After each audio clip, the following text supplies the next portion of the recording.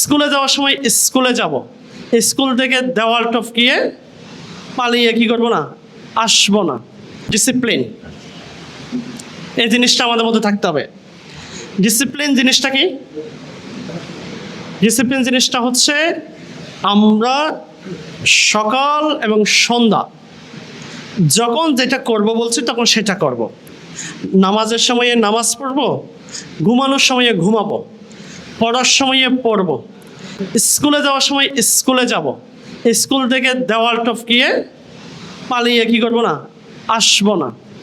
পড়াশোনা যে টিচার একটু কম আমাদের থেকে আদায় করে তার পড়াশোনা করব না, এরকম নাকি? না। ডিসিপ্লিনের একটা অন্যতম জায়গা হচ্ছে আদব কায়দা।